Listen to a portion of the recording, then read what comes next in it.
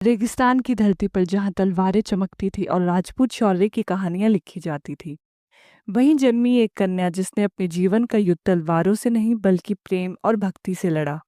वह थी मीरा। 1498 राजस्थान के कुड़की गांव में जन्मी मीरा बचपन से ही अनोखी थी। 5 साल की उम्र में उसने बारात देखी और माँ से मासूमियत से पूछा, मेरा दूल्हा कौन होगा माँ? माँ ने मुस्कुराकर श्री कृष्ण की मूर्ति की ओर इशारा कर दिया। उस पल से मीरा ने श्री कृष्ण को ही अपना जीवन साथी मान लिया। बचपन के खिलौने छोड़कर वह केवल मूर्ति को सजाने और उनसे बातें करने लगी। जवानी में मीरा का विवाह मेवाड़ के राजकुमार भोजराज से हुआ, परंतु मीरा का हृदय तो केवल श्री कृष्ण में बसा था। राजमहल की रौनक में भी वह साधारण वस्त्र पहनकर मंदिर में भजन गाती थी। राजपरिवार को यह विद्रोह लगा। उन्हें लगा कि मीरा राजपरिवार की इज्जत मिट्टी में मिला रही है। ताने, षड्यंत्र और अपमान मीरा ने सब सहा, लेकिन गाना नहीं छोड़ा। मेरे तो गिरधर गोपाल दूसरों न कोई। एक बार मीरा को विष का प्याला प्रसाद कहकर दिया गया। मीरा ने निर्भय होकर कृष्ण को अर्पित किया और पी लिया, और वह अमृत बन गया।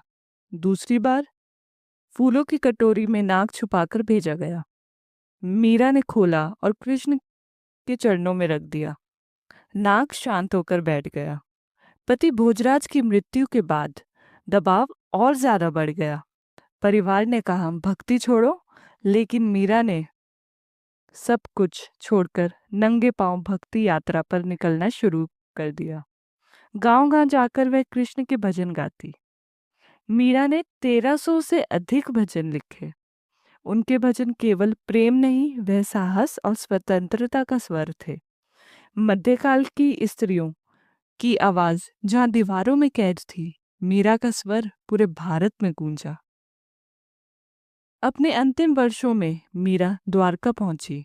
वहां कृष्ण मंदिर में उन्होंने अंतिम भजन गाया। जब मंदिर के द्वार खुले, मीरा अदृश्य थी। केवल उनकी साड़ी श्री कृष्ण की मूर्ति पर पड़ी थी।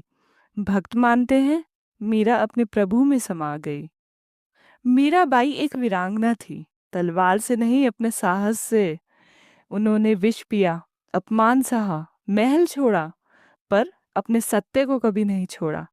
आज की नारी के लिए मीरा का जीवन संदेश है।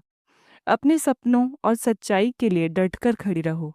समाज सवाल करेगा, पर तुम्हारी आवाज, तुम्हारी काबिलियत ही तुम्हारी ताकत है। हर स्त्री अपने जीवन की मीरा बन सकती है। बस अपने कृष्ण, अपने लक्ष्य को हृदय से थामे रहो और उस पे कार्य करते रहो।